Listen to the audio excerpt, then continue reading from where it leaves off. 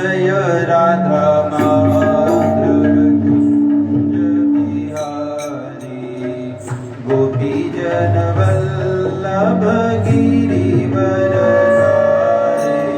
जय राधा माधव कुंज बिहारी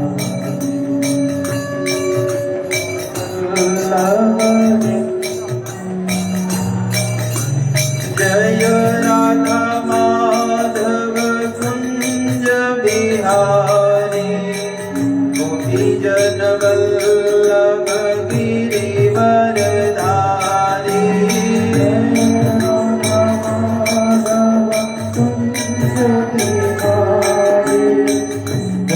जय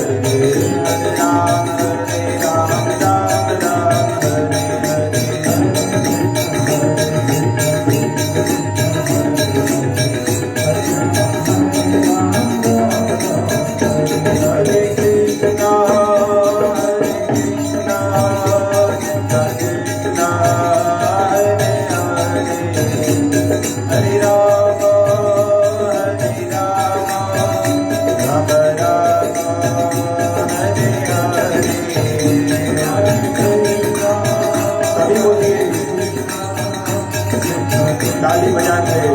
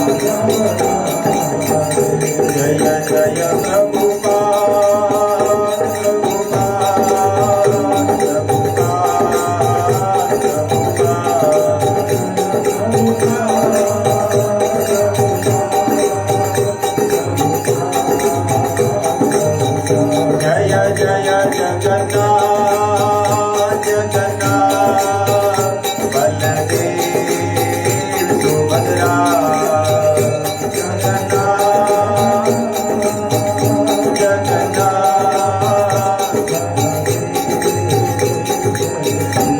जय गोरा हरि बोल हरि बोल हरि बोल हरि बोल जय गोरा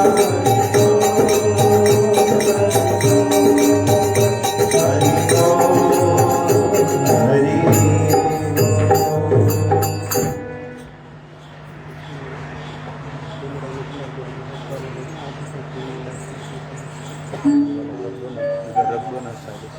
चालू ही चालू है स्टैंड में लगा दो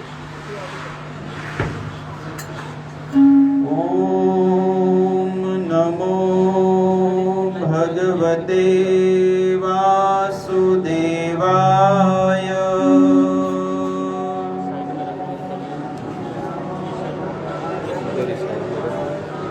इधर रख दो साइड में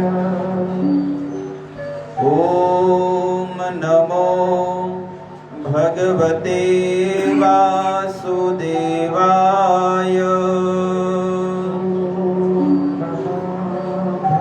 हाथ जोड़ के सभी लोग प्रार्थना ओम नमो भगवते वासुदेवाय हम पीछे का कैमरा चालू कर देंगे क्योंकि उल्टा दिखता है।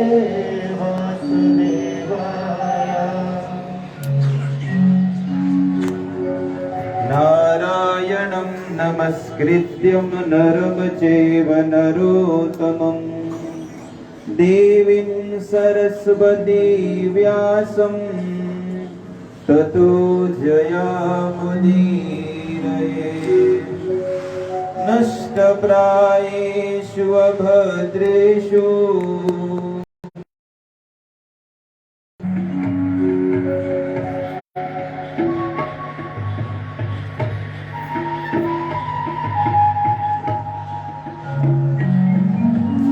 ऐसा लगाओ स्क्रीन को नहीं बहुत टाइट होता है। भगवती उत्तम श्लोके भक्तिर्भवति नैष्ठकी ॐ ज्ञानमितिमिरन्धस्य ज्ञानाञ्जनशलाकया चक्षुरुन्मिलितं येन तस्मै श्रीगुरुवे नमः श्रीचैतन्यमनोभीष्टं स्थापितं येन भूतले स्वयं रूप कदा ददाति स्वपदान्तिकम् हे कृष्ण करुणा सिन्धु दीनबन्धु जगत्पते गोपेश गोपिकाकान्त राधाकान्त नमोऽस्तुते तप्तकाञ्चन गौराङ्गी श्री राधे वृंदावनेश्वरी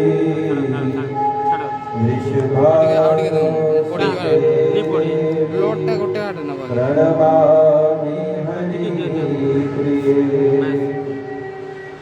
वाञ्छाकल्पतरुभ्यश्च कृपा सिन्धुभ्य एव च पतितानां पावनेभ्यो वैष्णवेभ्यो नमो ये ना माइक इधर लगा श्री कृष्ण चैतन्य प्रभु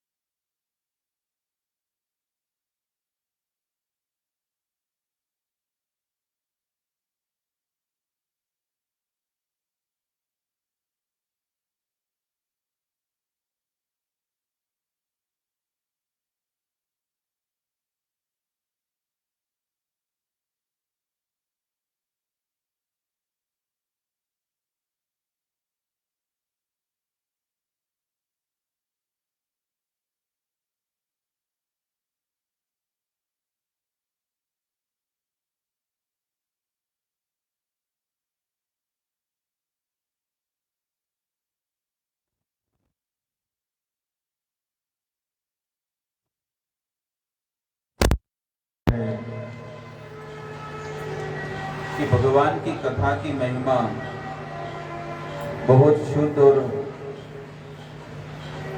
पवित्र जब जीवात्मा होता है तभी उसे भगवान की कथा प्राप्त होती है। श्रीमद् भागवत में पृथु राजा जो है, ये पृथु राजा भगवान से प्रार्थना करते हैं कि हे भगवान, इनको कम रखने का, मेरे पास तो केवल 2 कान है,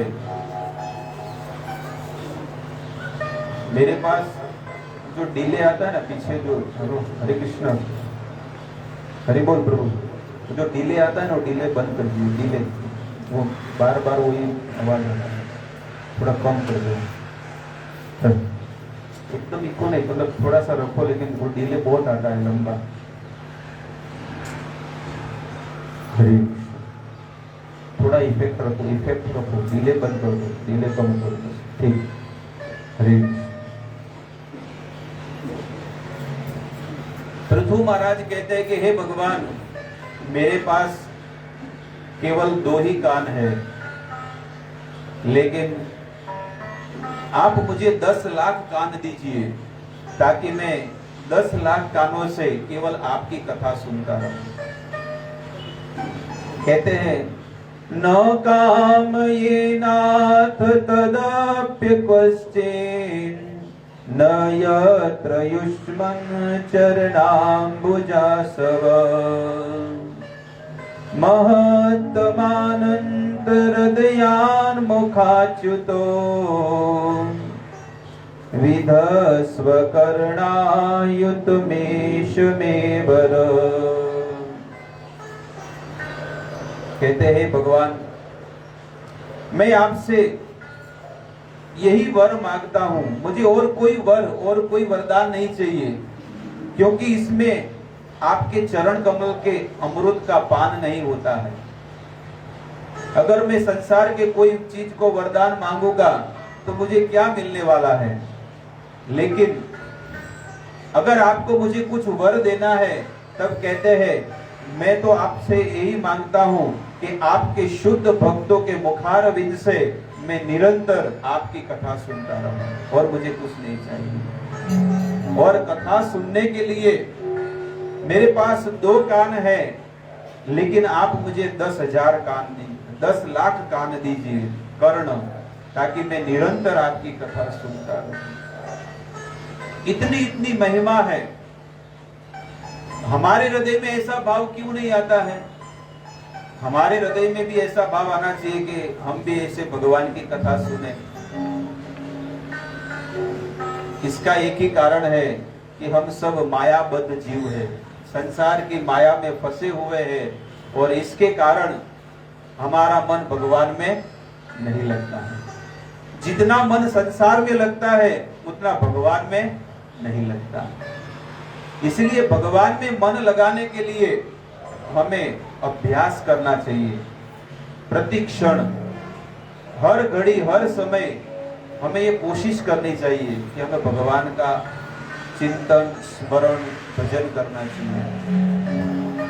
और गीता में भी भगवान कहते हैं, भगवत गीता में भी भगवान कहते हैं कि सतत आप मेरा कीर्तन कीजिए, सततम कीर्तयन्तो माम, सतत आप मेरा कीर्तन कीजिए और मन मुझ में लगाओ। लेकिन मन कहां पर लगता है? संसार की चीजों में। इसलिए भगवान कहते हैं मन मना मद भक्तो। हे अर्जुन, संसार के लोगों को ये कह दो कि आपका जो मन है ना वो मुझ में लगाओ। मन मना मद भक्तो, मेरे भक्त बनो।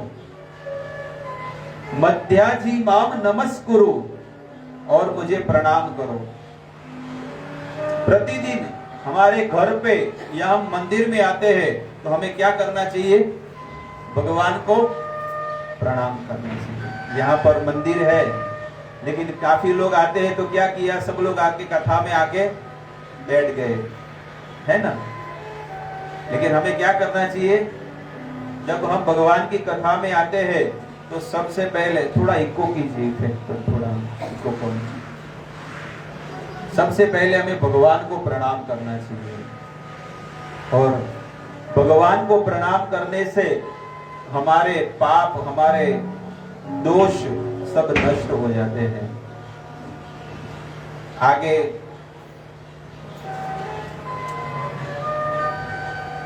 कहते हैं, जिस स्थान पर भगवान कृष्ण की कथा होती है उस स्थान पर समस्त देवतागण उपस्थित हो जाते हैं।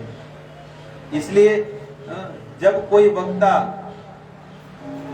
जब भगवान की स्तुति करता है तो 33 करोड़ देवताओं को भी प्रार्थना करते हैं। इसलिए यहां पर कहते हैं, यत्र कृष्ण कथा संति तत्रैव सर्व देवता ऋषयो मुनयश्चैव तीर्थानि निखिलानि च। जिस स्थान पर भगवान श्री कृष्ण की भागवत कथा होती है उस स्थान पर समस्त देवतागण, समस्त ऋषि, समस्त मुनिवृंद और हमारे जितने पितृ है वे भी वहां पर उपस्थित हो जाते हैं और वे भी आकर कथा सुनते हैं।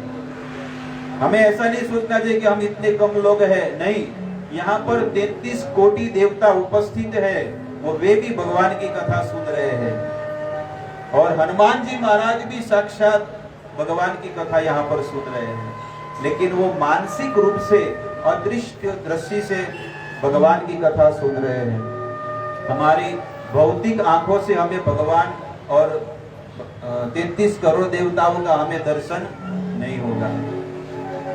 इसके लिए हमें दिव्य चक्षु चाहिए, दिव्य ज्ञान चाहिए, दिव्य गुरु के आशीर्वाद चाहिए। जब तक दिव्य चक्षु नहीं मिलेंगे तब तक हम भगवान की कथा, भगवान के भक्तों के दर्शन भी हम नहीं कर पाएंगे। इसलिए कहते हैं ना, दिव्य ज्ञान हृदय प्रकाशित। जब गुरु वंदना होती है तो गुरु पूजा में क्या बोलते हैं? गुरु मुख पद्म वाक्य चित्ते ते करिया ऐक्य। और बाद में क्या कहते हैं? दिव्य ज्ञान हृदय प्रकाशित। जब गुरु हमारे ऊपर कृपा करते हैं तो ज्ञान हमारे हृदय में स्फुरित हो जाता है। जैसे ब्रह्मा जी जब भगवान की स्तुति किए, तब भगवान ने डायरेक्ट भगवान को ज्ञान ट्रांसफर कर दिया, डायरेक्ट समस्त वेदों का ज्ञान ट्रांसफर कर दिया। तेने ब्रह्म हृदय आदि कवये, आदि कवि ब्रह्मा जी को हृदय के अंदर ज्ञान स्फुरित कर दिया।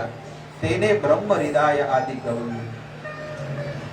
और हमको बीए करना है, एमकॉम करना है या कोई भी डिग्री प्राप्त करनी है तो कितना साल तक, 25 साल तक पढ़ाई करते हैं। इनमें से काफी लोग पढ़े लिखे होंगे, तो कितने साल तक पढ़ाई किया होगा तब आप कुछ अच्छा डिग्री प्राप्त किए होंगे। लेकिन ब्रह्मा जी ने तो केवल तब किया और भगवान ने ब्रह्मा जी को केवल शंख, हृदय के अंदर ज्ञान प्रकट हो गया स्पर्श करने मात्र से। और यहाँ पर तो काफी लोग बच्चों को क्या पिलाते हैं? दूध में मिलाकर क्या पिलाते हैं? सुबह सुबह हॉर्लिक्स पिलाते हैं और बॉर्नविटा पिलाते हैं। सुबह सुबह जब छोटे छोटे बच्चे उठते हैं ना तो वो टीवी में देखते हैं एडवर्टाइज कि अगर आपके बच्चों को अगर इंटेलिजेंट बनाना है, बहुत बुद्धिशाली बनाना है, तो आप आपके बच्चों को क्या पिलाओ? कॉम्प्लेन। इसलिए वो एडवर्टाइज में एक बच्चा आता है और बोलता है आई एम कॉम्प्लाइन बॉय। तो टीवी में देखकर हमें भी ऐसा उत्साह आ जाता है कि हम भी हमारे बच्चों को ऐसा कॉम्प्लेन पिलाएंगे या बॉर्नविटा पिलाएंगे तो हमारे बच्चे भी बहुत बुद्धिशाली बन जाएंगे। लेकिन ऐसी बात नहीं है, ये केवल हमको ठगने का धंधा कर रहे हैं। आवाज क्यों ऐसा हो गया? और ये बज रहा है क्या?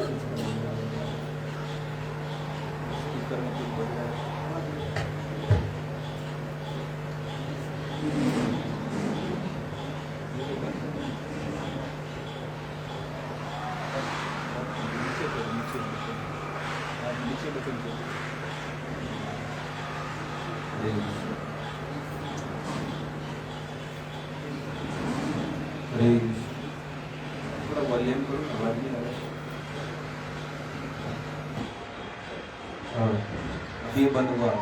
क्या चीज़ है? इसका वायर लगा दीजिए, इसका मोनो टू वायर है। हरे कृष्ण, हाँ, अभी ठीक है।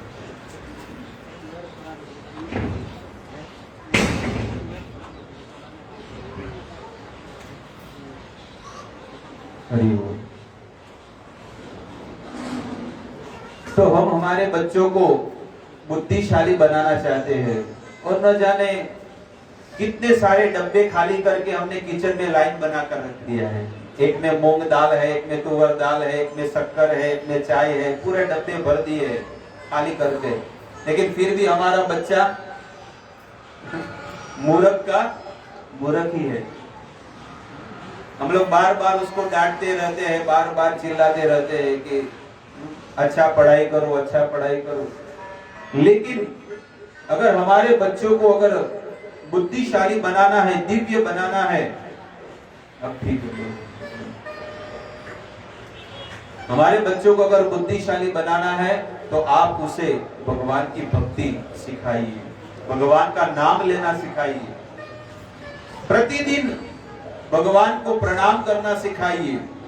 और इस प्रकार से अगर आप आपके बच्चों को सिखाएंगे तो निश्चित आपके बच्चे बहुत बुद्धिशाली, तेजस्वी बनेंगे और आपके पूर्वजों का नाम रोशन करेंगे।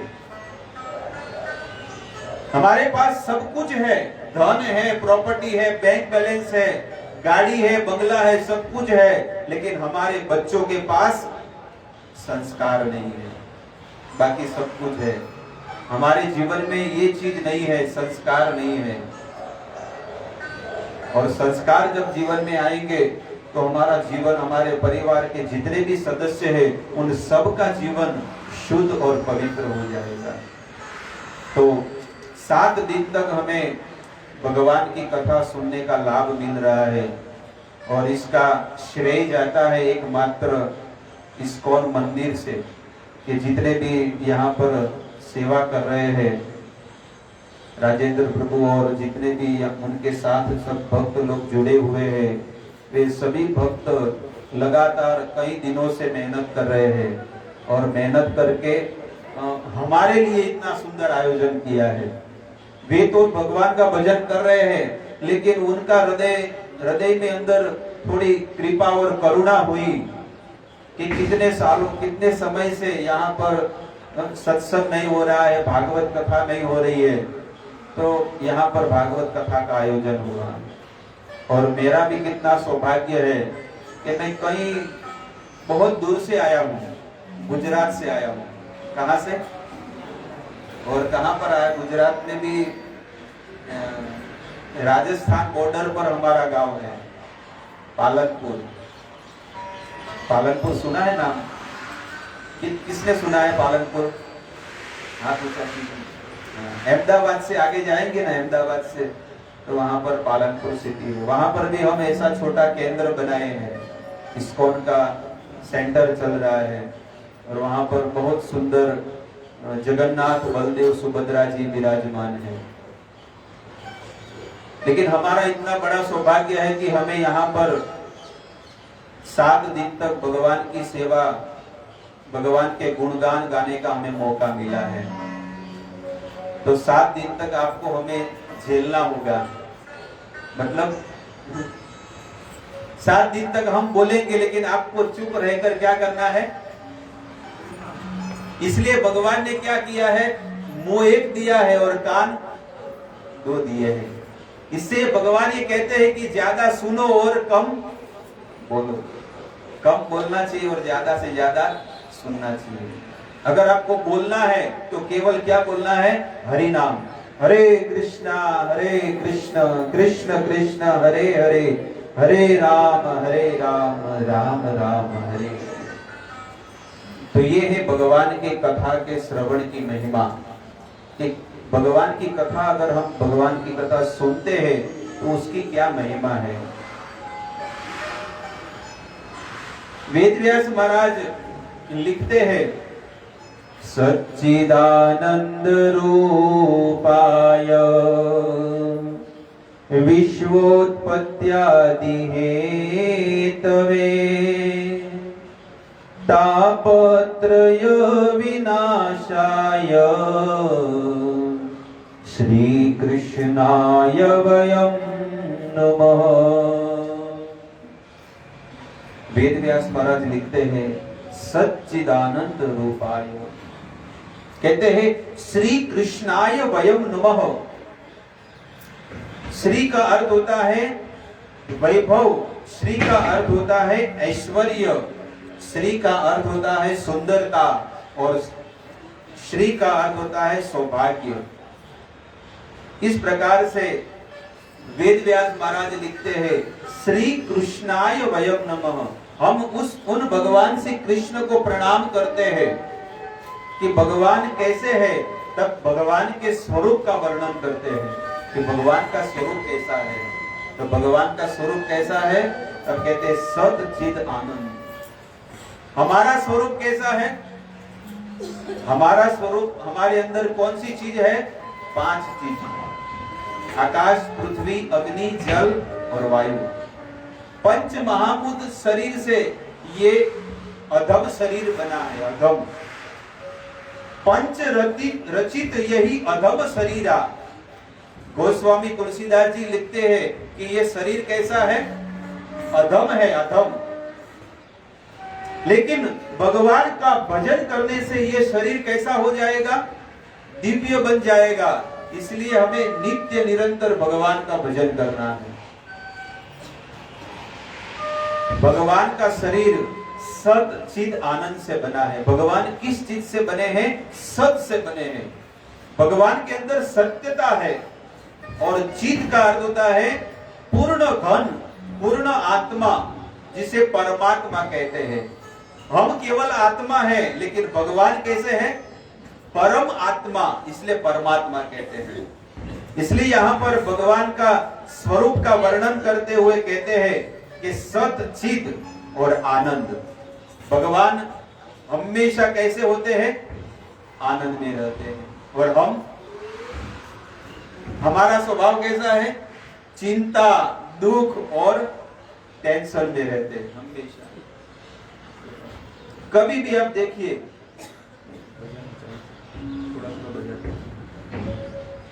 कभी कभी आप देखिए कि इतने खोए खोए रहते हैं, घर पे या बस में हो, ऑफिस में हो, इतने टेंशन में होते कि जिसकी बात मत पूछो। ऐसा लगता है कि नरेंद्र मोदी जी ने पूरे भारत का टेंशन एक व्यक्ति को दे दिया, ऐसा प्रतीत है। क्या करें, बहुत दुखी हूँ। 2 साल कोरोना में हैरान हो गया, परेशान हो गया, लेकिन ये नहीं सोचता है कि भगवान ने मुझे नया जीवन तो दिया। इतने सब लोग सब मर के सब नरक में गए, लेकिन भगवान ने मुझे नया जीवन दिया, तो अब मैं और ज्यादा माला करूं, और ज्यादा भक्ति करूं, और ज्यादा सेवा करूं। हमने बढ़ाया कुछ? बताइए, कितने लोगों ने बढ़ाया भजन अपना कि नहीं, भगवान ने मुझे नया जीवन दिया, नहीं तो मैं कोरोना के इस महामारी में मेरा भी नंबर लग जाता। कितने लोग मर गए, हजारों, लाखों, करोड़ों लोग मर गए, लेकिन हम अभी तक जिंदा हैं। तो भगवान की कृपा है कि नहीं? ठाकुर जी की कृपा है ना।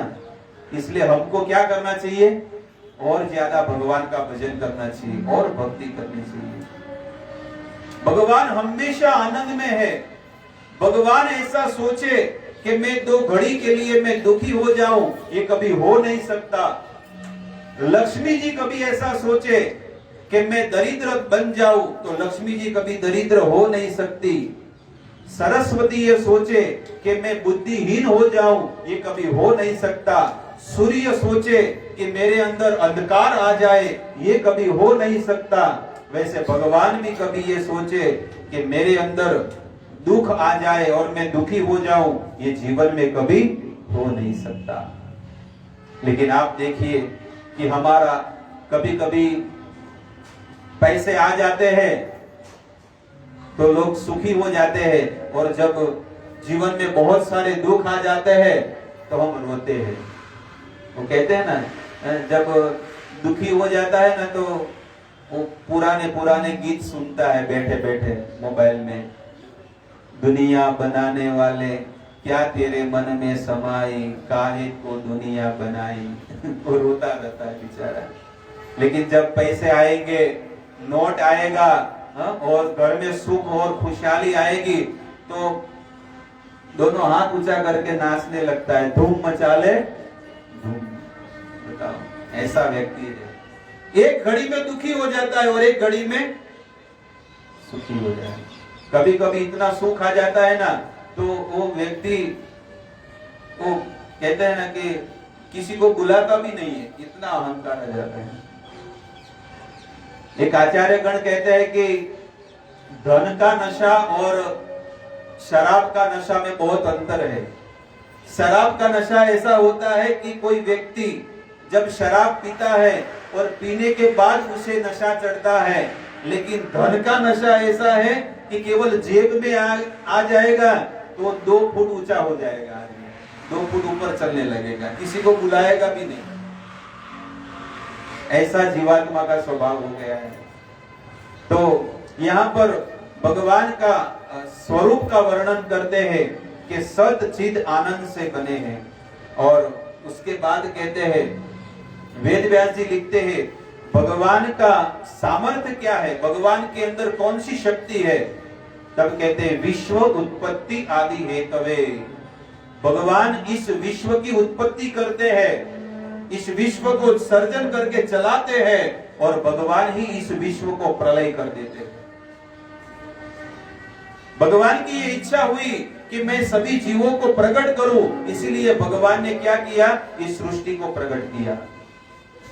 कल ही तो सुबह यहाँ पर कथा हुई थी, तो उस कथा के अंदर मैंने बताया कि भगवान विष्णु के नाभि में से ब्रह्मा जी प्रकट होते हैं, कमल नाल, और कमल में कौन प्रकट होते हैं, ब्रह्मा जी प्रकट होते हैं।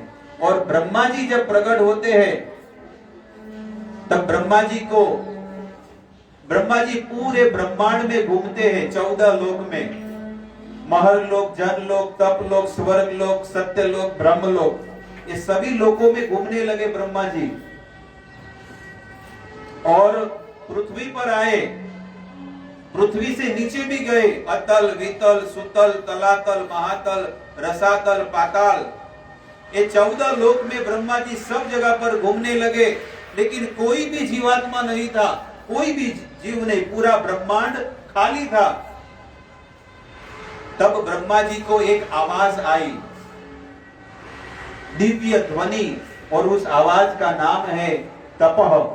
तपह, हे ब्रह्मा तुम क्या करो, तप करो, क्योंकि तप से मैं इस सृष्टि को प्रकट करता हूं, और तप के कारण ही इस सृष्टि को मैं चलाता हूं, और तपस्या के बल पर इस सृष्टि का मैं विनाश कर देता हूं। इसलिए हे ब्रह्मा तुम तप करो। ब्रह्मा जी ने देवताओं के कई हजारों वर्षों तक ब्रह्मा जी ने तप किया। तब भगवान ने प्रकट होकर ब्रह्मा जी को कहा, तुम इस सृष्टि का सर्जन करो। ब्रह्मा जी ने कहा, सृष्टि का सर्जन तो करूं, लेकिन इसके लिए मुझे कुछ मटेरियल चाहिए। तब भगवान ने 5 चीज ब्रह्मा जी को दिया। कौन सी चीज? पंच तत्व। कि हमारा शरीर 5 पंच महाभूत से बना हुआ है, आकाश, पृथ्वी, अग्नि, जल, वायु। तो यहां पर कहते हैं कि ब्रह्मा जी को जब ये 5 चीजें दी, तब ब्रह्मा जी ने पूरे ब्रह्मांड को अंदर, पूरे ब्रह्मांड में 84 लाख प्रकार के जीवों को प्रकट किया। 84 लाख प्रकार के जीव, गिनने में तो बहुत लंबे हो जाएंगे, लेकिन 84 लाख बोलने में तो पता नहीं चलेगा। लेकिन हम सब इस शरीर में घूमकर आए हैं। 84 लाख प्रकार के शरीर में हम सब जीवात्मा घूमकर आए हैं, सब लोग। कौन से शरीर हमने प्राप्त किए, कौन से शरीर प्राप्त किए? तब कहते हैं सबसे पहले, पद्म पुराण में बताया गया है कि सबसे पहले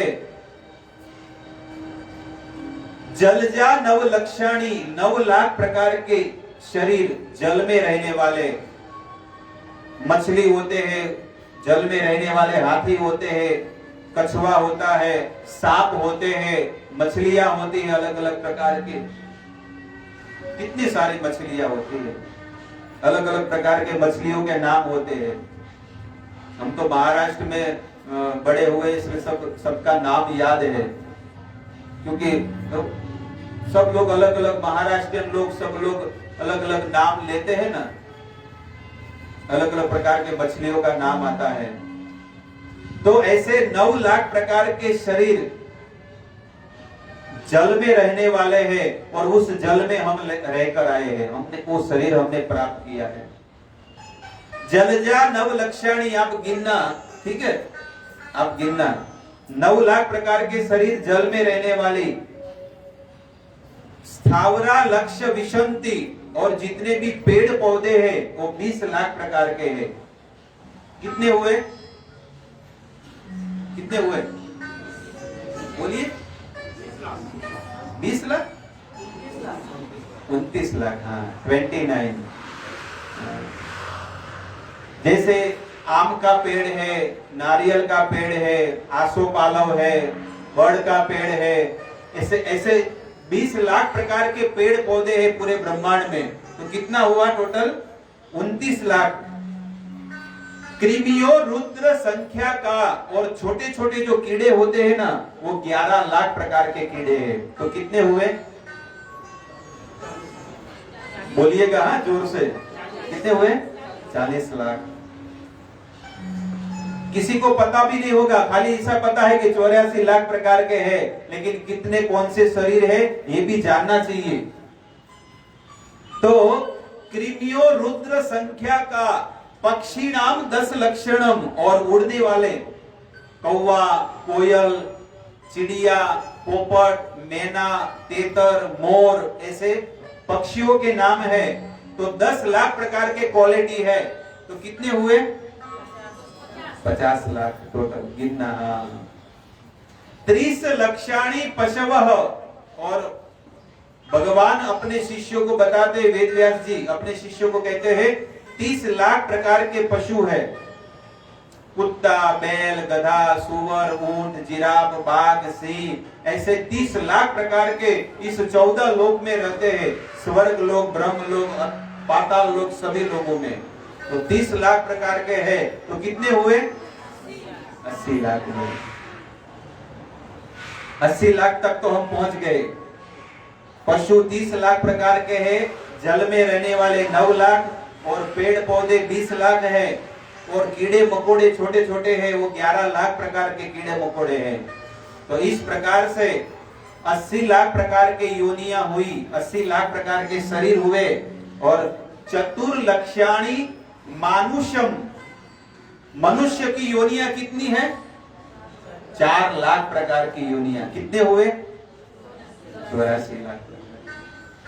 यहाँ के तो मुझे कोई भजन आते नहीं है, हम तो गुजराती है, तो गुजरात में तो गुजराती बहुत सारे भजन है गुजरात के, और वो तो हमको बहुत आते हैं। हम तो गुजराती में भागवत कथा करते हैं। मेरी कम से कम हिंदी में कथा होती है, ज्यादा से ज्यादा गुजराती में होती है।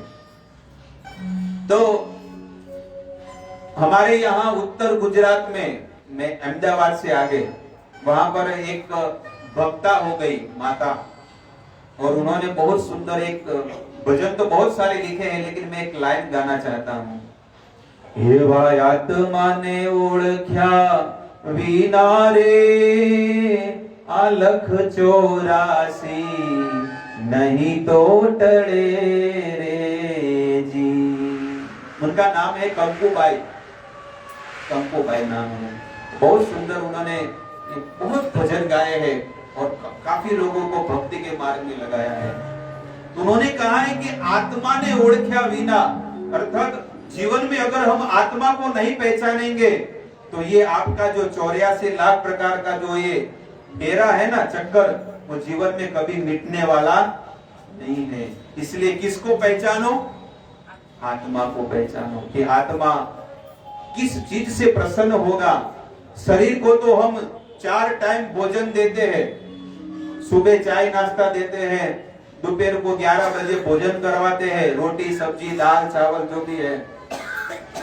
शाम को फिर चाय नाश्ता लेंगे या फ्रूट लेंगे और रात को फिर से भोजन।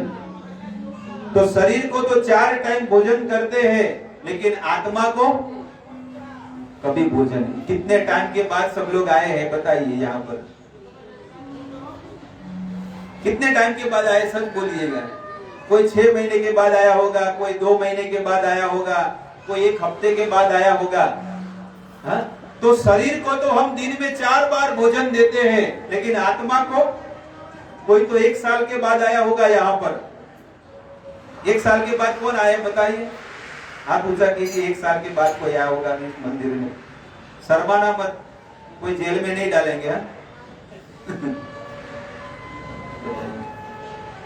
तो ये जीव का स्वभाव ऐसा है कि जहां पर शरीर को सुख मिलता है तो तुरंत दौड़ता है, लेकिन आत्मा को, आत्मा का खुराक है भगवान की कथा सुनना, आत्मा का खुराक है भगवान का नाम लेना, और आत्मा का खुराक है भगवान की सेवा करना। थोड़ी सी भी अगर हम भगवान की सेवा करते हैं तो भगवान हम पर बहुत प्रसन्न हो जाते हैं, बहुत प्रसन्न होते हैं। इतने लाखों करोड़ों जीवात्मा है, लेकिन ये भक्त मेरी सेवा कर रहा है।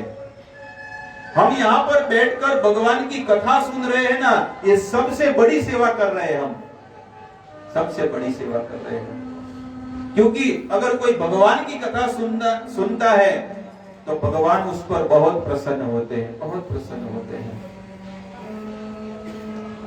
तो चतुर्लक्षाणी मानुषम, 84 लाख प्रकार के शरीर है, उसमें सर्वश्रेष्ठ अगर जो शरीर है तो भगवान स्वयं उद्धव जी को कहते हैं। उद्धव जी को पहचानते हैं? कौन है उद्धव जी? भगवान श्री कृष्ण के मित्र है उद्धव जी। और उद्धव जी बद्री का आश्रम में जब अंत समय में उद्धव जी जब भगवान श्री कृष्ण को मिले, तब उद्धव जी ने कहा कि हे प्रभु, आपको सबसे ज्यादा प्रिय कौन है? तब भगवान ने कहा कि हे उद्धव, इस 84 लाख प्रकार के शरीर में अगर सबसे प्रिय मुझे अगर कोई है तो ये मनुष्य शरीर मुझे बहुत प्रिय है, क्योंकि मनुष्य शरीर से वो मेरी प्राप्ति कर सकता है, भगवत धाम की प्राप्ति। और कोई शरीर में फैसिलिटी नहीं है, कोई शरीर में फैसिलिटी नहीं है, लेकिन कौन से शरीर में है? मनुष्य शरीर से। ये मनुष्य शरीर से आप स्वर्ग में जा सकते हैं, ये मनुष्य शरीर प्राप्त करके आप नरक में भी जा सकते हैं, और ये मनुष्य शरीर प्राप्त करके आप वैकुंठ में भी जा सकते हैं, भगवान के धाम में। निर्णय आपको करना है कि आपको कहां जाना है। यहाँ पर कौन सा स्टेशन आया? इस सिटी का नाम क्या है? और स्टेशन के ऊपर लिखा है बलांगीर जंक्शन। क्या लिखा है? जंक्शन लिखा है ना, जंक्शन। तो यहां से कहां कहां रूट जाता है? कितने रूट होते हैं? कितने सारे रूट होंगे? मुझे तो पता नहीं है, मैं तो पहले फर्स्ट टाइम यहाँ पर आया हूँ। जैसे अहमदाबाद है तो अहमदाबाद से आप कच्छ भुज जाएंगे। कच्छ भुज सुना है ना नाम? कच्छ भुज। अहमदाबाद से आप काठियावाड़ में जा सकते हैं, अहमदाबाद से आप द्वारका नगरी जा सकते हैं, राजकोट द्वारका। अहमदाबाद से आप हावड़ा आ सकते हैं, अहमदाबाद से आप जगन्नाथपुरी आ सकते हैं, सब जगह आप जा सकते हैं। लेकिन अहमदाबाद आपको आना पड़ेगा, तो आप वहां पर जहां आपको जाना है वहां आप जा सकते हैं। तो अहमदाबाद एक जंक्शन है। वैसे 84 लाख प्रकार के शरीर है, लेकिन मनुष्य शरीर क्या है? जंक्शन। ये मनुष्य शरीर से आप नरक में भी जा सकते हैं, मनुष्य शरीर से इस पृथ्वी पर रह सकते हैं मरने के बाद, और मनुष्य शरीर से आप स्वर्ग में भी जा सकते हैं, और इसी मनुष्य शरीर से आप भगवत धाम की प्राप्ति कर सकते हैं, वैकुंठ में जा सकते हैं, गोलोक वृंदावन धाम में आप पहुंच सकते हैं। बताइए कितना सुंदर भगवान ने हमको मौका दिया है। इसलिए भगवान कहते हैं कि हे उद्धव, इस 84 लाख प्रकार के शरीर में मुझे देवताओं का शरीर इतना प्रिय नहीं है जितना मनुष्य शरीर। इसलिए रामचरितमानस में लिखते हैं, बड़े भाग मानुष तन पावा, बड़े भाग मानुष तन पावा, सुर दुर्लभ सब ग्रंथ ही गावा। गोस्वामी लिखते हैं कि बड़े भाग मानुष तन पावा। हे संसार के जीवात्माओं, आपका कितना परम सौभाग्य है कि आपको मनुष्य शरीर प्राप्त हुआ। क्या कहते हैं कि बड़े भाग मानुष तन पावा। सबसे भाग्यशाली कौन सा व्यक्ति है? मनुष्य। इसलिए गोस्वामी कहते हैं कि बड़े भाग मानुष तन पावा। नहीं तो वहां पर लिखते थे कि बड़े भाग गधा तन पावा, बड़े भाग कुत्ता तन पावा, लिखते थे ना वहां पर। लेकिन वो नहीं, पशु तन पावा नहीं, लेकिन बड़े भाग मानुष तन पावा। आप कितने पृथ्वी के लोग, आप कितने भाग्यशाली हो कि आपको मनुष्य का जन्म मिला, और उसमें भी आपको भारत में जन्म मिला। आप बताइए, आप सोचिए कि आप कितने भाग्यशाली हो कि आपको भारत भूमि में जन्म मिला। आपका सबसे बड़ा सौभाग्य है कि आपको संतों के बीच में आपको जन्म मिला। जहां पर भगवान के भक्त है, ऐसे भक्तों के बीच में आपको जन्म मिला। जहां पर बचपन से हमारे घर में राम और कृष्ण की भक्ति होती है, बचपन से हमारे घर में कीर्तन होता है। आप बताइए, आप कितने भाग्यशाली हो। और उससे भी परम सौभाग्य आपका यह है कि इस भारत भूमि में जो जन्म मिला, लेकिन यहाँ पर कितने सारे तीर्थ है। गंगा, जमुना, सरस्वती, कावेरी, गोदावरी, चंद्रभागा, सब तीर्थ यहाँ पर है। कोई अमेरिका में गंगा नदी बहती है? जापान में कोई है सरस्वती नदी? नहीं। जितने भी तीर्थ है कहां पर है? भारत भूमि में है। जितने भी संत महात्मा हो गए कहां पर हुए? केवल भारत में। ऐसी भक्तिवेदांत स्वामी प्रभुपाद जी वो भारत में, बंगाल में प्रकट हुए, लेकिन वे ऐसी भक्तिवेदांत स्वामी प्रभुपाद जी अमेरिका गए और वहां के लोगों को, हिप्पी लोगों को हैप्पी बना दिया, सुखी बना दिया। बताइए, अगर ऐसी भक्तिवेदांत स्वामी प्रभुपाद जी अगर पाश्चात्य जगत में नहीं गए होते तो आज पूरी दुनिया में कोई भक्ति नहीं करता। किनकी कृपा से हुई है? श्री प्रभुपाद महाराज की कृपा से। श्री प्रभुपाद जी पाश्चात्य जगत में गए और अमेरिका, लंदन, जापान, ऑस्ट्रेलिया सब जगह पर गए और सभी लोगों को भगवान की भक्ति प्रदान की। उससे भी परम सौभाग्य यहाँ पर हमारा है। भारत भूमि में हमको जन्म मिला कि इसी भारत में भगवान के सब अवतार हो गए। 24 अवतार यहाँ पर भारत भूमि में हो गए।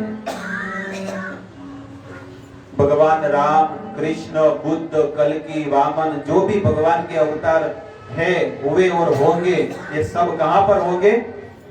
सब यहाँ पर भारत भूमि में हुए हैं। ऐसा तो नहीं है कि भगवान राम का जन्म जापान में हो गया। कहां पर हुआ है? भारत में हुआ। भगवान के जितने भी अवतार भारत में हुए, भगवान के जितने भी तीर्थ है, सब भारत भूमि हुए। जितने भी जो ग्रंथ लिखे वे सब भारत में लिखे हुए हैं।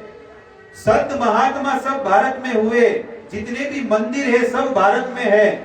लेकिन हमारा इतना दुर्भाग्य है कि हम सनातन धर्म से बहुत दूर हो गए।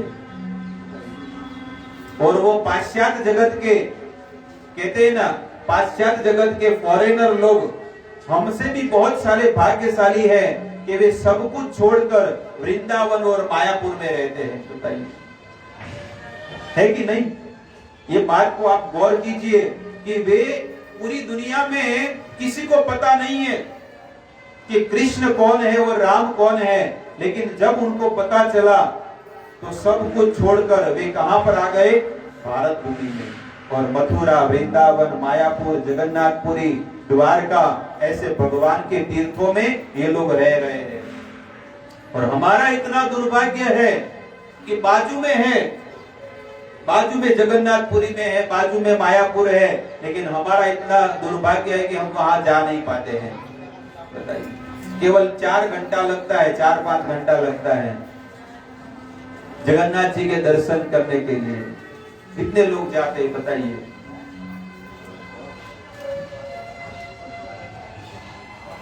अभी ये 1 हफ्ते के बाद 2021 पूरा हो जाएगा। इस 1 साल में कितने लोग जगन्नाथ जी के दर्शन करने गए? हाथ ऊंचा कीजिए। 1 साल में 10% लोग जाए। 90% तो बात हाथ ऊंचा ही नहीं किया कि जगन्नाथ जी का क्या दर्शन करना, घर में हो जगन्नाथ जी है। हमारे छोटे छोटे बच्चे हैं ना उनका हम प्रतिदिन दर्शन करते ही रहते हैं। ये दशा है, बताइए कितना बड़ा दुर्भाग्य है। लेकिन आप देखिए कि जब गौर पूर्णिमा आती है ना, गौर पूर्णिमा अभी आएगी ना, तो कितने लोग, पाश्चात्य जगत के लोग, सब फॉरेनर लोग अपना वीजा पासपोर्ट निकाल कर कहां पर आएंगे? मायापुर में आएंगे। लेकिन हमारा ऐसा सौभाग्य, हमारा इतना दुर्भाग्य है कि हम लोग यहां से केवल 300-400 किलोमीटर दूर है या 500 किलोमीटर दूर है मायापुर, लेकिन हम नहीं जा पाते। लेकिन वो लोग 7 समुद्र पार होकर भी यहाँ पर आते हैं और गौर मंडल चैतन्य महाप्रभु गौर आमार जे सब स्थाने करिलो भ्रमण ते सब स्थाने हेरिबो आमी प्रणय भगत संग। जहां पर महाप्रभु का प्रकट हुआ है, जहां पर महाप्रभु ने परिक्रमा की है, जहां जहां पर महाप्रभु की लीला हुई है, वहां सब मैं जाऊंगा। लेकिन कैसे जाऊंगा? प्रणय भगत संग, मेरे से जो बड़े भक्त हैं उनके साथ में जाऊंगा। ऐसा हमारा भाव होना चाहिए। तो गौर मंडल परिक्रमा में जाना चाहिए, ठाकुर जी जगन्नाथ जी के दर्शन करने जाना चाहिए। और जब भगवान के जगन्नाथ जी के हम दर्शन करने जाएंगे तो निश्चित जगन्नाथ भगवान की कृपा हम पर बरसती है। हम तो बहुत दूर रहते हैं, लेकिन फिर भी साल में 1 बार जगन्नाथ जी के दर्शन करने आते हैं। और ये कथा संपन्न होने के बाद हम कहाँ जाएंगे? जगन्नाथ जी के दर्शन करने। आपके क्षेत्र में आए हैं और आपका दर्शन नहीं करेंगे तो हमारे से बड़ा और दुर्भाग्यशाली और कोई नहीं। और वहां दर्शन करने के बाद फिर कहाँ जाना है हमको? कहाँ जाना है? मायापुर जाएंगे। मायापुर में भी महाप्रभु और उनके पार्षदों ने जहां जहां पर जो जो लीलाएं की, जहां जहां श्रीवास आंगन में जहां जहां जो जो लीलाएं हुई है, वो जगह पर जाकर इस काया को वहां पर पवित्र करना है। हमारा ये शरीर अदम है, लेकिन जब भगवान के धाम में जाएंगे ना तो हमारी ये काया क्या हो जाएगी? दिव्य हो जाएगी, पवित्र हो जाएगी। जहां जहां पर भगवान का स्पर्श होगा वहां ये पूरी काया हमारी पवित्र बन जाएगी। इसलिए हमें प्रतिदिन ये कोशिश करनी चाहिए कि भगवान ने अगर इतना दुर्लभ मनुष्य अवतार दिया है तो ये मनुष्य शरीर से हमें नित्य निरंतर भगवान का भजन करना है, भगवान की भक्ति करनी है। नहीं तो शास्त्र तो कहता है कि अगर इतना सुंदर मनुष्य जन्म मिला है, लेकिन मनुष्य जन्म प्राप्त करके अगर वो भगवान का भजन नहीं करता, धर्म का पालन नहीं करता, तो एक पशु है। कौन है? पशु। तो हमको मनुष्य बनना है, भक्त बनना है कि पशु बनना है? बताइए क्या बनना है? भगवान का भक्त बनना है। शास्त्र कहता है महाभारत, ईशान विद्या तपो न दानम ज्ञानम न शीलम न गुणो न धर्मो ते पृथ्वी लोके भुवि भार भूता मनुष्य रूपे न मृगाल चरंती। शास्त्र क्या कहता है? ईशान विद्या, जिसे इतना सुंदर मनुष्य जन्म मिला है, लेकिन अगर भगवान की कथा नहीं सुनता तो जीवन कुछ काम का नहीं है। ईशान विद्या, जिसको भगवान की विद्या नहीं है वो मनुष्य जीवन कुछ काम का नहीं है।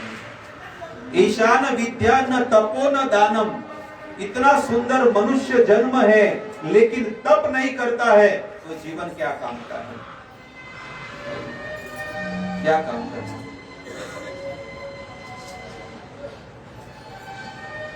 शास्त्र तो ये बताता है कि सुबह जल्दी उठकर ठाकुर जी के दर्शन करने जाना चाहिए, लेकिन हम लोग क्या करते हैं, बिस्तर में सोए हुए रहते हैं। हम चंद्रवंशी नहीं है, सूर्यवंशी है। सूर्यवंशी का अर्थ होता है 8 बजे उठने वाले। कितने बजे? 7 बजे 8 बजे उठने वाले हैं। और सब लोगों को बोलते हैं, सब लोगों को पूछते हैं कि भाई आप भगवान के भक्त हो?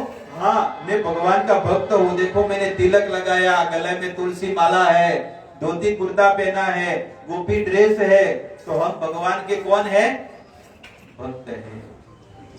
भक्त नहीं है। अगर भक्त होता तो कितने बजे उठता? 4 बजे, कम से कम 5 बजे। लेकिन हम भगत नहीं है, हम ठग भगत है। कौन से है? ठग भगत मालूम पड़ता है ना? हम सब ठग रहे हैं, हमारी आत्मा को ठग रहे हैं। इतना आप समझ लीजिए कि सबसे पहले शास्त्र ये बताता है कि अगर हम भगवान को समर्पित होकर जीवन जी रहे हैं तो सुबह कितना बजे उठना चाहिए? 4 बजे उठना चाहिए। लेकिन 4 बजे कौन उठता है बताइए? कितने लोग उठते हैं? हाथ ऊंचा कीजिए। 1 2 3 4 5 6 7। इसमें 20% हुआ, 15-20%। 4 बजे। शास्त्र ये कहता है, हमारा वेद कहता है, जो मैं आपको 7 दिन तक पूरा समझाऊंगा। आप 7 दिन तक यहाँ पर आइए और कथा से पहले आना चाहिए। जब वक्ता आते हैं कथा करने वाले, उससे पहले आकर हमें कथा में बैठना चाहिए, ताकि ज्यादा से ज्यादा भगवान की कृपा प्राप्त हो। तो शास्त्र ये कहता है कि सुबह 3 बजे से लेकर सूर्य जब उदय होता है, उस समय तक अगर आप भजन करते हैं, भक्ति करते हैं, तो आपको 100% फल प्राप्ति होगी, 100% पूर्ण फल प्राप्त होगा। लेकिन सूरज उगने के बाद 7-8 बजे जब उठते हैं, और उठने के बाद फिर क्या है, टिफिन लेकर काम पे चले गए, फिर दोपहर में या शाम को माला करेंगे तो हरे कृष्ण कृष्ण कृष्ण हरे हरे, हरे राम राम राम हरे हरे, सो जाएंगे, तमोगुण में रहेंगे। तो सुबह सुबह जो आपका माला होगा वो कितना अच्छा होता है बताइए। अगर आप नाम जप करते हो तो सुबह सुबह कितना अच्छा लगता है। लेकिन वही नाम जब अगर दोपहर में करेंगे, शाम को करेंगे, तो मन नहीं लगेगा, मोबाइल देखने लगेंगे, टीवी देखने लगेंगे, खाना खाने लगेंगे, कुछ न कुछ काम करते रहेंगे। इसलिए सुबह सुबह जल्दी उठकर भगवान का ध्यान करना, साधना करना, भजन करना, भक्ति करना, ऐसा काम करना चाहिए। हमारे संत कहते हैं, ब्रज के संत बहुत सुंदर भजन है, और भजन में गाते हैं, कहते हैं, उठ जाग मुसाफिर भोर भई, अब रे न कहां तू सोवत रे।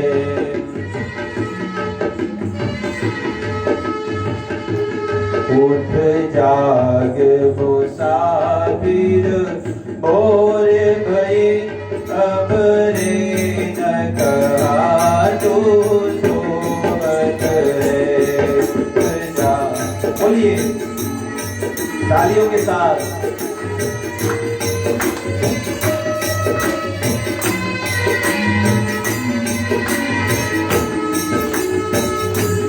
जो सोवत है वो खोवत है,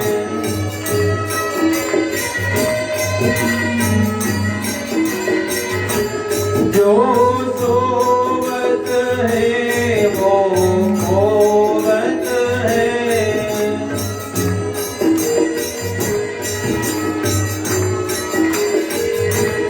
जो जागते हैं वो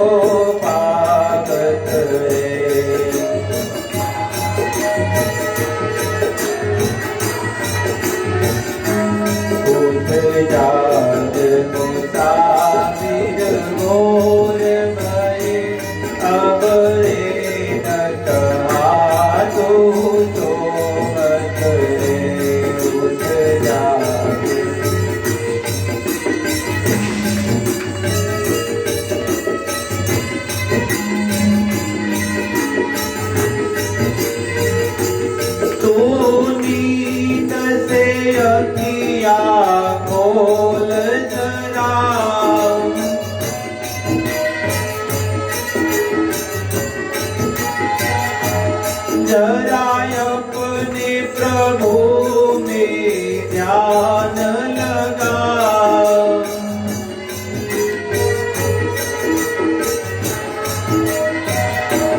यह प्रीत करण की रीत नहीं, प्रभु जागत है तू सोवत है। यह प्रीत करण की रीत नहीं, प्रभु जागत है तू सोवत। कहते हैं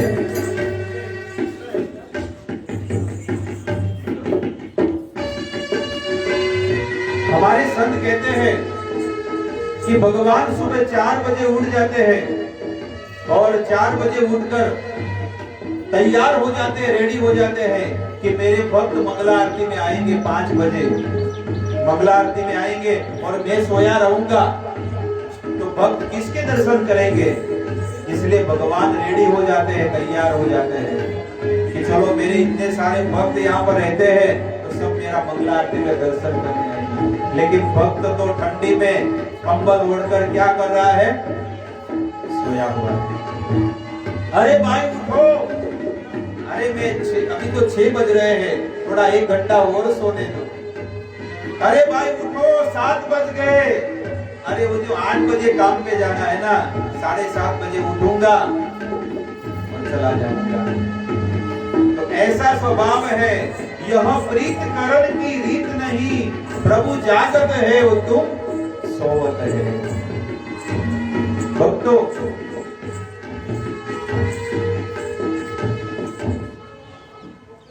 शास्त्र ये बताता है कि अगर इस भौतिक जगत में भी अगर आपको पैसा कमाना है, यश कमाना है, धन कमाना है, कुछ भी जीवन में आगे बढ़ना है, चाहे आध्यात्मिक में या भौतिक में, स्पिरिचुअल में या मटेरियल में, कोई भी जगत में अगर आपको आगे बढ़ना है तो आपको क्या करना पड़ेगा? सुबह जल्दी उठना पड़ेगा। सुबह जल्दी उठना पड़ेगा आपको। और जल्दी उठने से आपका दिमाग बहुत सुंदर काम करने लगेगा, मस्तिष्क। सुबह उठकर अगर हम स्नान करेंगे तो निश्चित हमारी बुद्धि शांत होगी, दिव्य बनेगी। शास्त्र ये बताता है कि सुबह 3 बजे से लेकर 4 बजे तक कोई स्नान करता है, 3 से लेकर 4 बजे तक सुबह में स्नान करता है तो उसे ऋषि मुनि का स्नान कहा गया है। 4 साढ़े 4 बजे का कौन सा स्नान है? 3 बजे से लेकर 4:30 बजे तक अगर कोई स्नान करता है तो उसे ऋषि मुनि का स्नान कहा गया है। कितने लोग करते हैं? 2 लोग हैं, 3 लोग।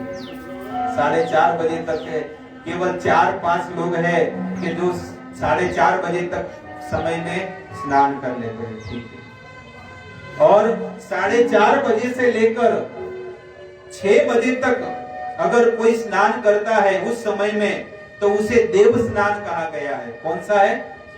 देव स्नान, देवताओं का स्नान उसे कहते हैं। वो कौन करता है? बस थोड़े से उठे, थोड़े से हाथ उठे। और सूरज उगने के बाद अगर आप स्नान करते हो तो उसे कोई स्नान ही नहीं कहा है। उसने स्नान कहा ही नहीं गया, उसे आसुरी स्नान कहा गया है, राक्षसी स्नान। कौन सा है? राक्षसी। इसलिए हमारा दिमाग कैसा हो गया है? राक्षस जैसा। आप किसी को भी थोड़ा सा भी ऊंचा नीचा बोल दो तो उसकी आंखें लाल लाल हो जाती है। अरे वो ड्राइविंग करते हैं ना, ड्राइविंग 4 व्हील या 2 व्हील ड्राइविंग करते, हाईवे पे जाते हैं और ट्रक वाले को हॉर्न बजाते हैं और ट्रक वाले ने अगर साइड नहीं दिया ना तो उसको गाड़ी फास्ट भगा के पर उसके सामने जब जाएंगे तो उसके लाल लाल आंख करते हैं, ऐसा लगता है कि वो जला देगा। इतना क्रोध आंखों में भरा हुआ है। ये क्यों भरा हुआ है? क्योंकि हम जल्दी नहीं उठते हैं, सुबह तप नहीं करते हैं, ध्यान नहीं करते, भजन नहीं करते हैं, ईर्ष्या करते रहते जीवन में। हमने हमारा जीवन खुद बर्बाद कर दिया है, हमारा जीवन नष्ट कर दिया है। हमारे जीवन में हम बहुत परेशान हैं, हम बहुत दुखी हैं, और दुखी कौन बनाया? हम खुद, हमारे कर्म ने बनाया है। इसलिए अगर जीवन में अगर आगे बढ़ना है, जीवन में अगर सुखी होना है, तो सुबह क्या करना पड़ेगा? जल्दी उठना पड़ेगा। कल से निश्चय कर लो कि मैं जल्दी उठूंगा। अगर 7 बजे उठता हूं तो कल से मैं 6 बजे उठूंगा। अगर 6 बजे उठता हूं तो मैं 5 बजे उठूंगा। सब लोग कहते हैं, सबकी शिकायत होती है कि हमारा नाम जप नहीं हो रहा है, भक्ति नहीं हो रही है, लेकिन 1 घंटा जल्दी उठो। आपके पास 24 घंटा है, लेकिन 24 घंटे में आपने सब समय किसी को दे दिया। 9 घंटा सोने में दिया, आधा घंटा आईने को दिया, दर्पण उसी में देखते रहते हैं बार बार। कभी भी हो, कॉलेज में जाओ या ट्रेन में जाओ, बस में जाओ, जहां भी आईना दिखा डायरेक्ट वहां पे देखिए। जो कांच का बोला, कार का जो कांच रहेगा उसको भी कांच मोड़ देंगे, फिर वो देखेंगे, हाँ अच्छा है, दाग तो नहीं है ना कहीं पर। तो आधा घंटा उसको दे दिया, 2 घंटा खाने में दिया, और 3-4 घंटा तो इसको दिया। ये काला काला क्या है, इसको दे दिया। हमारा समय हमने सब जगह पे डिवाइड कर दिया और 24 घंटे में सबको समय दे दिया, लेकिन भगवान ने हमको 24 घंटा दिया, लेकिन भगवान को हमने, समझ रहे हैं ना, कि भगवान ने आपको 24 घंटा दिया, लेकिन 24 घंटे में आपने सबको अलग अलग समय बांट दिया, लेकिन ठाकुर जी को 1 मिनट भी आपने नहीं दिया। इसलिए आज इतना सारा दुख हमारे घर पर, हमारे कुटुंब में, हमारे समाज में आ गया कि सब लोग घर घर में सब लोग दुखी है। कोई तन दुखी, कोई तन दुखी, किसी के अंदर शरीर में रोग है। जैसे ही बिस्तर पे उठेंगे सबसे पहले मुंह में गोली लेना पड़ेगा, इंजेक्शन लेना पड़ेगा, तब वो बिस्तर पे से उठ पाता है। क्या रोग है? तब कहते हैं डायबिटीज है, बीपी का तकलीफ है,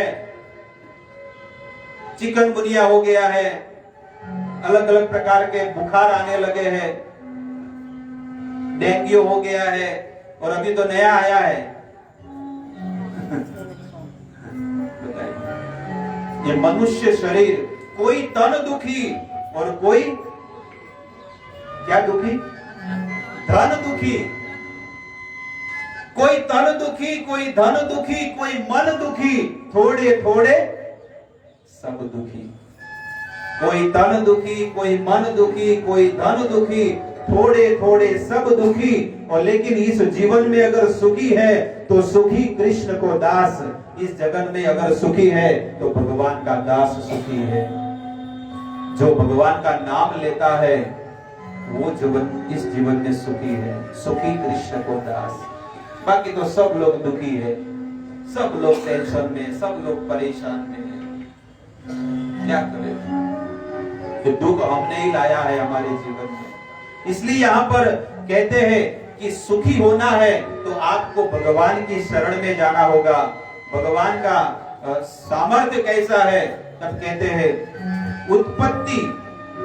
उत्पत्ति आदि हेतवे। भगवान इस सृष्टि की उत्पत्ति करते हैं, इस सृष्टि को चलाते हैं, मेंटेन करते हैं, और सृष्टि का प्रलय भी कर देते हैं। तो इस प्रकार से वेद व्यास महाराज लिखते हैं, तापत्रय विनाशाय। अगर उस भगवान की शरण में अगर आप चले जाओगे तो आपके अंदर जो त्रिताप है ना, वो त्रिताप से आप मुक्त हो जाओगे। कौन से त्रिताप है? तापत्रय विनाशाय। 3 प्रकार के ताप है, आदि दैविक, आदि भौतिक, आदि आध्यात्मिक। 3 प्रकार के ताप सबके जीवन में है। आदि दैविक कौन से है? देवताओं के द्वारा दुख मिलता है, देवताओं के द्वारा दुख मिलता है। सुनामी लहर आती है, भूकंप आते हैं, और न जाने बहुत सारे दुख देवताओं के द्वारा मिलते हैं। बहुत सारी ठंडी पड़ती है, बहुत सारी गर्मी पड़ती है, बहुत सारे बारिश आती है, अतिवृष्टि, अनावृष्टि, कभी कभी बारिश ही नहीं होती है, कभी कभी बहुत सारी ठंडी पड़ती है, कभी कभी ठंडी नहीं पड़ती है, कभी कभी इतनी सारी गर्मी पड़ती है कि सब लोग मर जाते हैं, कितने लोग, और कभी कभी गर्मी नहीं पड़ती है। तो ये देवताओं के द्वारा मनुष्य को दुख मिलता है। दूसरी चीज कहते हैं आदि भौतिक, एक जीव दूसरे जीव को दुखी करता है। आज इतनी इस पूरी पृथ्वी पे इतनी बड़ी महामारी आई, किसने दुख दिया? एक जीव ने दूसरे जीव को, एक देश दूसरे देश को दुखी कर रहा है। सब लोग परेशान हो रहे हैं ना। ये सबसे बड़ा रोग कौन सा है अभी जो चल रहा है, वो कौन सा है? किसने दिया? एक जीव ने दिया। हमारे बाजू वाले कोई देश ने दिया और पूरी दुनिया में सबको रोगी बना दिया, और ये रोग में आज सब लोग परेशान हो रहे हैं। तो कहते आदि भौतिक, आदि देविक और आदि आध्यात्मिक, अर्थात मन द्वारा दुख मिलता है। आप देखिए, आप किसी को सुखी करने की भावना करते हो। अगर किसी के पास धन नहीं है तो उसको धन देते हो। आपके घर पे कोई आता है ना, अरे मेरे पास पैसा नहीं है, 1 तारीख को आपको दूंगा, मेरे को 2000 रुपया दे दो, 5000 दे दो, तो आपको दया आती है तो आप क्या करते हैं? दे देते हैं। लेकिन जिसके ऊपर आपने दया की वही आपका दुश्मन बन जाता है ना? जिसको आपने पैसा दिया वो क्या बन गया? दुश्मन बन गया। और वही आपसे ईर्ष्या करेगा। आप रिश्तेदार है, अगर आप वहां से निकलोगे तो वो आपकी निंदा करता है, और आप सुनोगे तो आपके मन में कितना दुख लगेगा, है कि नहीं? कि अरे भाई मैंने इसको इतना मदद किया, कपड़ा दिया, खाना दिया, मकान दिया, पैसे दिए, सब कुछ दिया, लेकिन फिर भी ये जीवात्मा क्या करता है? मेरी निंदा करता है। तो आपको कितना दुख लगेगा, कितना कष्ट लगेगा। इसलिए शास्त्र ये कहता है कि 3 प्रकार के ताप हम सब जीवात्मा को मिल रहे हैं। आदि देविक, आदि भौतिक, आदि आध्यात्मिक। त्रिताप से सब लोग जल रहे हैं। लेकिन रामायण में बताया गया है, रामायण में ये बताया गया है, देविक देहिक भौतिक तापा, राम राज काहू नहीं व्यापा। भगवान राम का और भगवान परीक्षित राजा का राजपाट था, लेकिन उस परीक्षित राज्य में और राम राज्य में कभी भी देविक देहिक भौतिक ताप कभी भी किसी को नहीं मिला। लेकिन हम सब लोग दुखी हो रहे हैं, बताइए। इसलिए शास्त्र के अनुसार हमें जीवन जीना चाहिए। भगवान राम जिस त्रेता युग में प्रकट हुए थे, और त्रेता युग में जिसके खेत में जितना बारिश चाहिए उतना ही बारिश मिलता था, उतना ही पानी आता था। बताइए, हमारे यहाँ पर होता है ऐसा कि भाई मेरे खेत में 2 घंटा ही बारिश होना चाहिए? ऐसा नहीं होगा। लेकिन राम राज्य में ऐसा होता था। बहुत सुंदर राम राज्य सब लोग जीवन जीते थे। अभी भी लोगों को राम राज्य चाहिए, लेकिन राम नहीं चाहिए। सब लोगों को बोलो, जितने भी लोग नारे लगाते हैं ना कि राम राज्य आएगा, हम राम राज्य लाएंगे। राम राज्य तो सबको लाना है, लेकिन राम को अपने घर पे किसी को नहीं लाना है। राम राज्य सबको लाना है, लेकिन भगवान राम को अपने घर पे नहीं लाना है। अगर आपके घर पे अगर राम को, भगवान राम को लाएंगे, उनकी सेवा करेंगे, ठाकुर जी की सेवा करेंगे, तो निश्चित आपके घर में राम राज्य आ जाएगा। तो इस प्रकार से कहते हैं कि श्री कृष्णाय वयम नुमः, ऐसे भगवान को मैं प्रणाम करता हूँ। हम सब लोग प्रणाम करते हैं इस प्रकार से। तो प्रतिदिन भगवान को प्रणाम करना चाहिए। जब हम घर से निकलते हैं तो ठाकुर जी को क्या करना चाहिए? प्रणाम करना चाहिए। ठाकुर जी को नमन करना चाहिए, प्रणाम करना चाहिए। प्रणाम करने से क्या होता है? हमारी आयु बढ़ती है। जब ठाकुर जी को, गुरुदेव को, संत को और भागवत को, महापुराण को अगर हम प्रणाम करते हैं, भागवत भगवान को, तो हमारी आयु बढ़ती है, हमारा बल बढ़ता है, हमारा तेज बढ़ता है, हमारी भक्ति बढ़ती है, हमारा धन बढ़ता है, हमारा ऐश्वर्य बढ़ता है और हमारे कुटुंब परिवार के जितने भी लोग हैं वो सब प्रगति के मार्ग पर हो जाते हैं। इसलिए प्रतिदिन क्या करना चाहिए? हमें प्रणाम करना चाहिए। हमारे आर्य संस्कृति में ये नियम है कि कोई संत महात्मा होते हैं, कोई गुरुजन होते हैं, तो सब लोग क्या करते हैं? उनको प्रणाम करते हैं और प्रणाम ऐसे उनके पैर को छूकर अपने मस्तक पर धूल लगाते हैं। ऐसा नियम है ना आर्य संस्कृति में कि उनको पैर छू के उनके चरण की जो रज होती है ना वो मस्तक पर ऐसे लगाते हैं। क्यों लगाते हैं? क्यों? क्योंकि उनके पैर अगर हम छुएंगे तो उनकी कृपा हमको मिलेगी, उनका आशीर्वाद हमको मिलेगा। काफी लोगों को ये पता नहीं होगा कि पैर छूने से क्या होता है, क्या फायदा है, प्रॉफिट। पैर छूने से जब कोई भागवत को या संत को या भगवान को अगर हम प्रणाम करते हैं, पैर छूते हैं, अगर किसी संत को, अगर कोई गुरुदेव को हमने पैर छुआ तो हमारे जितने भी पाप है वो कहां चले जाते हैं? सामने वाले जिनको हम पैर छुए हैं। और उनके जीवन में जितने पुण्य है वो किसको मिलते हैं? उनको मिलते हैं। कितना फायदा है बताओ, प्रणाम करने का कितना फायदा है। इसलिए हमारे शास्त्र में वेद व्यास जी ने कहा है, एको अपि कृष्णस्य कृत प्रणामो दशाश्वमेधेन वृथेन तुल्य। एक बार अगर कोई भगवान को प्रणाम करता है, ठाकुर जी को, तो उसे 10 अश्वमेध यज्ञ का फल प्राप्त होता है। 10 अश्वमेध यज्ञ। एक अश्वमेध यज्ञ का कितना भारी होता है मालूम है?